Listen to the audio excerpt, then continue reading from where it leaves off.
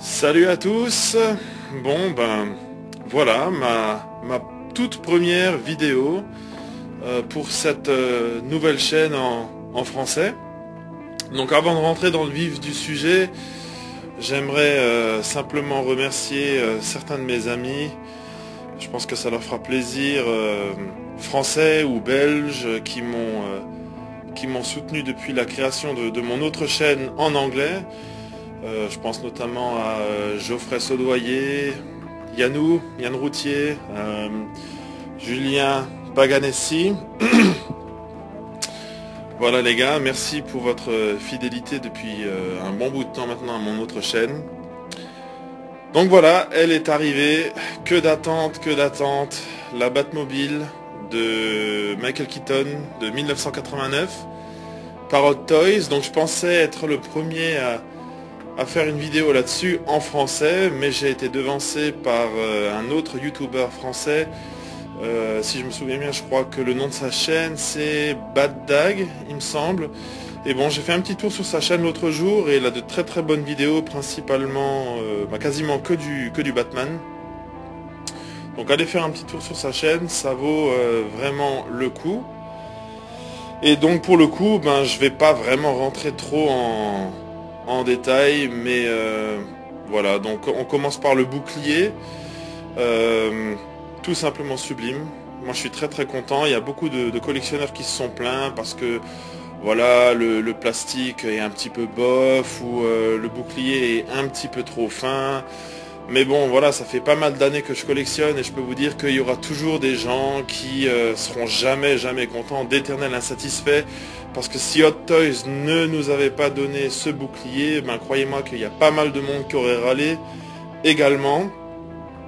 Donc voilà, le bouclier, parfait. Bon, moi j'ai remarqué, mais bon, ça c'est ma faute. C'est ma faute parce qu'il était nickel en sortant du carton et j'ai transporté la voiture avec le bouclier par-dessus. Et l'aileron a failli me percer le bouclier juste ici. Mais bon, à mon avis, ça doit être facilement réparable. Mais bon, après tout, c'est juste fait pour la protéger de la poussière. Et vu qu'elle va atterrir dans un caisson en verre, ça me dérange pas plus que ça. Mais vraiment très sympa. Voilà, donc on passe à la voiture. La voilà, la Batmobile de 1989, Batman de Tim Burton et Batman le défi évidemment en 1992 avec Michael Keaton. Deux chefs-d'œuvre, et même si j'ai une petite préférence pour les Batman de Christopher Nolan, je dois dire que cette Batmobile est ma préférée et je pense que c'est la préférée de beaucoup de fans. Elle est juste sublime. Et voilà, absolument fantastique. Alors là, Hot Toys pour le coup a vraiment fait du bon boulot. Je l'ai commandé comme toujours à la Cité des Nuages. Très bonne équipe, très sympa, des prix corrects, un envoi soigné, que demander de plus. Et donc ils me l'ont envoyé il y a une semaine, ça fait une semaine que je l'ai sous les yeux tous les jours et je n'en reviens toujours pas. Elle est absolument incroyable. Ça fait maintenant 15 ans que je collectionne de tout, des figurines, des statues, des bustes aériels, de tout. Et je peux vous dire que j'ai jamais autant été en admiration devant un objet. Je pense que voilà, celle-ci, pour l'instant, elle est vraiment au top de ma liste des objets que je préfère dans ma collection. Ça, c'est certain que je m'en séparerai jamais. Donc voilà, petit tour du véhicule. Donc voilà, moi je vais pas trop m'attarder dans les détails, tout ça, puisque bon, ça fait maintenant un moment qu'elle est sortie, 3 mois déjà, et donc il y a eu des tonnes de vidéos qui ont été faites déjà dessus, des tonnes d'articles qui ont été rédigés aussi. Donc tout le monde sait à peu près les accessoires avec lesquels elle est livrée. Moi je vais vraiment plutôt vous parler de la voiture dans son ensemble. Et aussi, même si c'est la plus belle pièce que j'ai jamais possédée, je vais quand même vous dire les quelques petits détails qui auraient pu être encore un peu mieux faits. Voilà, mais voilà, on commence par les phares qui sont absolument sublimes.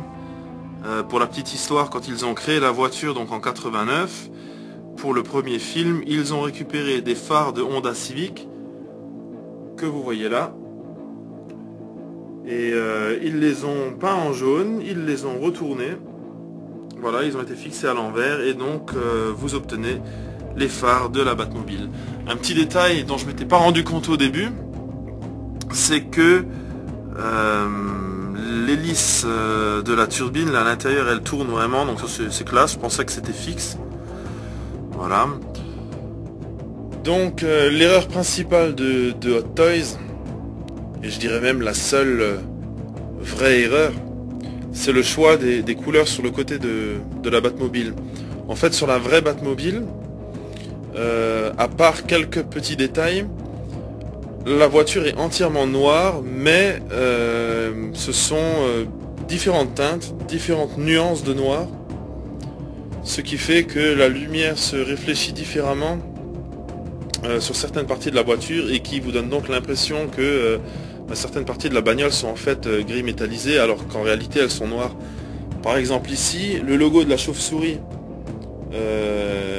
est dans la bonne couleur, mais l'intérieur de la jante aurait dû être noir. Ici les tuyaux, les câblages, tout ça sont dans la bonne couleur encore une fois, mais c'est le fond qui aurait dû être noir et l'intérieur des bouches de chaque côté de la voiture aurait dû être noir également. Et bon voilà, après ça c'est des petits détails, moi ça me dérange vraiment pas plus que ça. Je la trouve très classe comme elle est.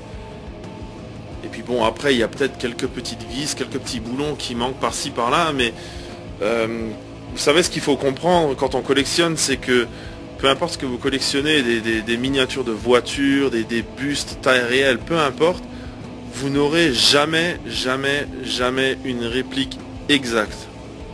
Ça, il faut le comprendre, il faut l'accepter. Si vous voulez une réplique exacte, qu'est-ce que vous voulez que je vous dise? Jouez au loto et devenez millionnaire et achetez-vous le modèle original qui a servi pour le film. Mais à part ça, vous n'aurez jamais un modèle exact. Alors un petit accessoire sympa, c'est ce petit aimant avec le logo de Batman sur l'extrémité. Et en fait, donc c'est un aimant qui vous permet d'ouvrir tous les petits compartiments cachés. Donc ici vous avez les mitrailleuses qui sortent donc de chaque côté. Et alors là où Hot Toys s'est planté aussi, c'est que si vous faites bien attention dans le film, les balles sont censées se trouver du côté gauche de la mitrailleuse, donc comme ça, de ce côté là. De l'autre côté c'est bon, mais ici ils l'ont mis du mauvais côté. Là vous avez l'autre compartiment qui s'ouvre avec les disques à l'intérieur, donc ça c'est dans le deuxième film. Et en dessous vous avez le compartiment que vous pouvez ouvrir pour fixer donc ces espèces d'ailes que la Batmobile déploie pour faire des croche-pieds, si je peux dire, aux sbires du pingouin dans le deuxième film encore une fois. Donc voilà, c'est bien trouvé ce petit aimant, mais voilà un petit détail auquel Sideshow par exemple pense toujours et auquel Hot Toys n'a pas pensé, c'est que sur la partie aimantée, ils auraient peut-être dû mettre un petit morceau de tissu, je sais pas, un petit bout de velours, parce que vu que c'est du plastique, plastique contre plastique, à la longue, vous risquez peut-être de rayer la voiture. Donc cette petite chauve-souris là aurait pu être ouais, en velours, ça aurait été sympa. Mais bon voilà, je pense pas que c'est des compartiments que vous allez ouvrir toutes les 5 minutes. Donc ça devrait aller. Alors je pense que tout le monde se souvient de la scène très célèbre de la course-poursuite dans le premier film. À un moment donné, la Batmobile, pour prendre un virage très serré à une vitesse très élevée, tire un grappin et elle s'accroche à un lampadaire et elle s'en sert donc pour tourner. Donc en fait vous pouvez ouvrir ce petit compartiment, là vous abaissez cette capsule et vous insérez le grappin à l'intérieur. Moi je trouve ça dommage parce que bon, vous pouvez choisir de l'exposer ou non, mais ce qui aurait été vraiment classe, c'est de pouvoir vraiment rentrer le grappin à l'intérieur. Regardez, si Hot Toys avait élargi ce petit trou ne serait-ce que d'1 millimètre, on aurait pu le rentrer dedans. Regardez, parce qu'il passe en fait, hein, on peut presque le rentrer à l'intérieur. Et ça aurait été chouette de pouvoir ouvrir la capsule, sortir le grappin et vraiment tirer un câble métallique en fait, comme dans le film. Mais ils n'ont pas pensé à ce petit détail, ce qui est bien dommage. Un autre détail par contre auquel ils ont pensé, c'est les trappes ici à carburant que vous pouvez ouvrir, alors qu'à aucun moment du film on ne les voit ouvertes. C'est un petit peu compliqué à ouvrir. Voilà, excusez-moi pour ça. Donc c'est une petite touche très sympa, j'aime bien. Mais alors je comprends pas pourquoi ils pensent à ce genre de détails qu'on ne voit pas dans le film, alors qu'ils n'ont pas pensé à améliorer d'autres choses comme l'histoire du grappin quoi. Et de l'autre côté, vous avez la même, mais elle s'ouvre également. Alors bon, moi j'arrête pas d'appeler ça des trappes à carburant, je sais pas si c'est vraiment comme ça que ça s'appelle, mais en tout cas c'est comme ça que j'ai toujours dit. Bon, il y en a certains qui appellent ça des bouchons de réservoir, mais pour moi un bouchon c'est quelque chose qui se dévisse, hein, pas quelque chose qui s'ouvre comme une petite trappe. Mais voilà, pour la petite histoire, ils ont récupéré ça à l'époque, quand ils ont construit la Batmobile, ils ont récupéré ça sur des bus londoniens, ouais, sur des bus à Londres. Donc voilà pour la petite anecdote. Donc là j'allume juste le flash du téléphone pour vous montrer ça, ça c'est vraiment de toute beauté. Bad Dag en avait justement parlé dans sa vidéo aussi. Là on a de vrais gris en métal. Je sais pas si ça se voit sur l'écran, mais on peut voir au travers. En comparaison sur les deux tumblers que Hot Toys a sortis auparavant, ils avaient imprimé des motifs de gris en fait en relief sur un morceau de plastique, mais là ce sont de vrais gris. Et pareil sur l'arrière du véhicule, je vais vous montrer un peu plus tard. Donc on passe sur l'arrière de la voiture, je vous montre juste les gris, encore une fois, dont je vous parlais il y a 2 secondes. Vraiment, vraiment, vraiment très très bien fait. Donc toujours sur l'arrière, vous pouvez enlever ce panneau, il se détache. Et donc ça c'est très pratique parce que là vous avez un espace de rangement pour toutes les petites conneries, là, les disques, les grappins, quand vous ne vous en servez pas. Le compartiment à pile est là. Mais un détail qui est moins bien réfléchi, c'est que Hot Toys a également placé l'interrupteur à l'intérieur de ces mêmes compartiments, ce qui signifie qu'à chaque fois que vous voudrez allumer ou éteindre les lumières de votre Batmobile, il faudra toujours enlever ce panneau. Et alors là je vous garantis, bonjour les traces de doigts, hein. Je vous préviens tout de suite, si vous voulez vous acheter cette Batmobile, prenez-vous tout de suite les gants en coton qui vont avec. Voilà, donc on va remettre ce panneau en place. Et donc en dessous vous avez ce réacteur qui est parfaitement illuminé, c'est vraiment vraiment vraiment sublime. Mais là encore ça aurait pu être amélioré. Je sais pas si certains d'entre vous ont déjà eu l'occasion de voir la Batmobile faite par Cinemaquette de près. Elle est sortie il y a je sais pas 2-3 ans. Et dans le réacteur à l'arrière, les lumières en fait tremblent, ce qui donne l'impression de vraies flammes en fait, hein. Et ça Hot Toys aurait pu le faire également je pense. Mais bon voilà, sinon c'est absolument parfait, les LED sont cachés, c'est vraiment vraiment de toute beauté. Les pots d'échappement également. Et donc les phares de chaque côté. Et encore une petite anecdote sur la vraie Batmobile à l'époque, il s'agissait de phares de Ferrari. Voilà, pour la petite histoire. C'est vraiment vraiment très très bien. Et les ailerons sont vraiment très réalistes. Mais vraiment exactement comme dans le film. Il n'y a rien à redire. Alors le cockpit, alors attention, je vous préviens, préparez-vous vraiment à une très très grosse claque. Mais avant tout, donc là les vitres, je sais pas si ça se voit ici, mais bon, elles sont transparentes. Les hublots également. Et alors là, attention, je vais ouvrir le cockpit, donc on le soulève, on le fait glisser vers l'avant. Et là, boum. Alors ça c'est vraiment, vraiment, vraiment un chef-d'œuvre. Bon, je vais mettre le flash dans un instant, je vous laisse admirer les lumières.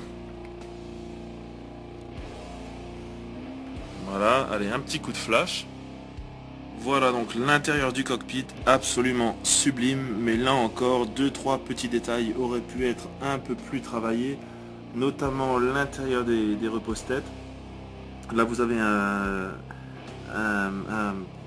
un motif de grillage imprimé dans le plastique. Hot Toys aurait pu mettre, je sais pas moi, un petit morceau de vrai grillage à l'arrière, puisque dans le film on voit au travers des repose-têtes, les voyants là ne s'allument pas, alors que dans le film ils s'allument. Alors je ne pense pas que Hot Toys était à une LED près, alors qu'est-ce que ça leur aurait coûté d'en rajouter une?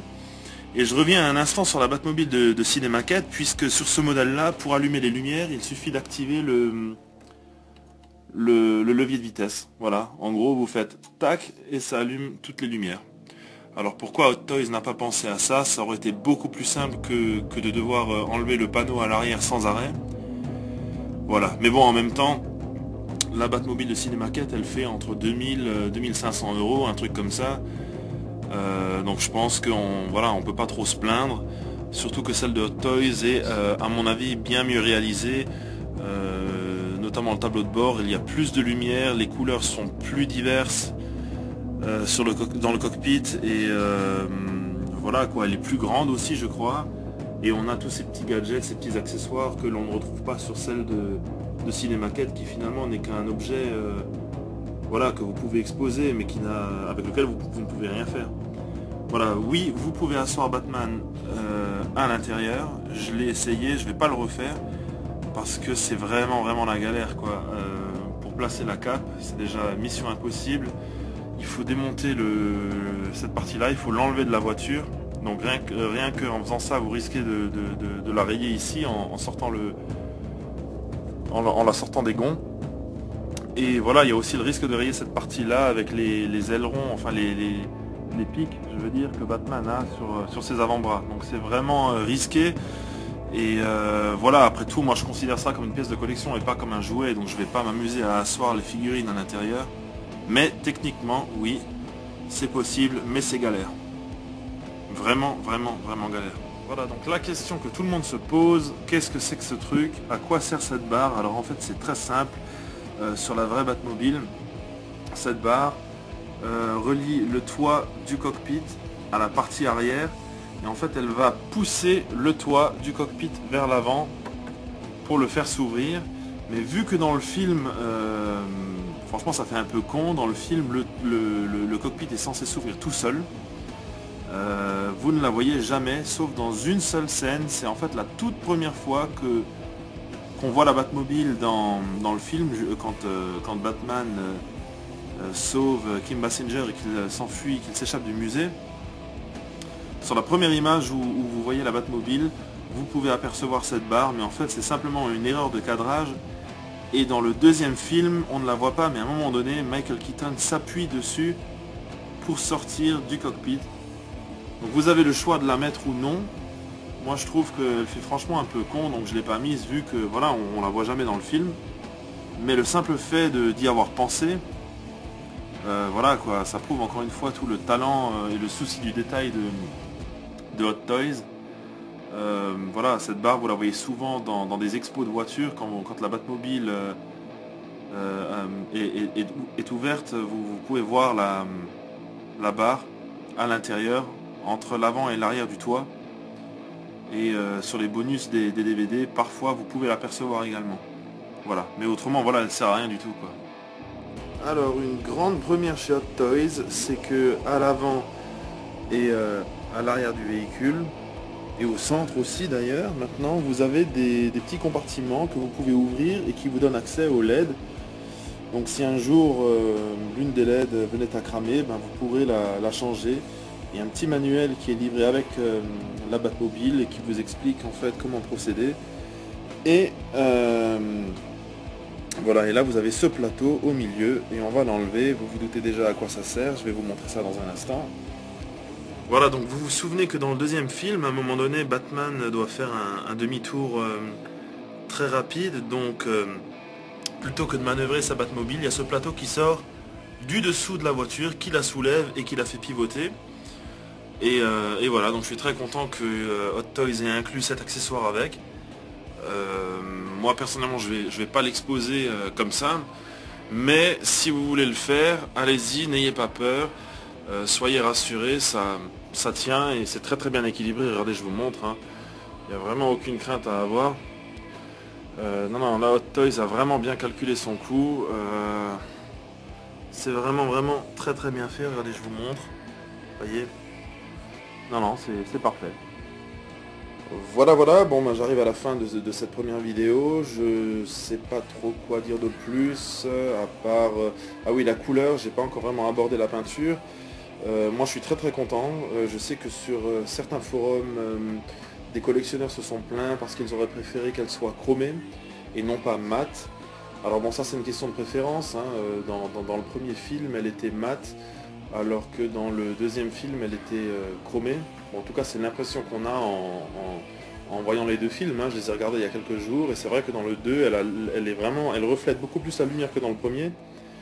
Et voilà, bon, chacun ses goûts, mais personnellement, je trouve que voilà, Batman est censé rester discret, et une voiture chromée qui reflète vraiment toutes les lumières de la ville, comme un miroir, bon, c'est pas ce qu'il y a de plus discret. Moi, je préfère nettement ce choix quoi, de peinture noir mat, c'est vraiment très classe. Par contre, voilà, si vous achetez cette voiture, si vous achetez cette Batmobile, prévoyez une vitrine, une espèce d'aquarium, parce que non seulement on voit les traces de doigts, mais vraiment bien, et en plus, c'est un vrai aimant à poussière. Donc voilà, prévoyez une vitrine, et si vous n'en avez pas, ben écoutez, je vous présente votre nouveau meilleur ami, et vous allez beaucoup l'utiliser. En tout cas, voilà, merci d'avoir regardé cette première vidéo, et je vous dis à très bientôt pour la suite. Voilà, à plus, abonnez-vous, laissez un petit commentaire, et merci encore. Ciao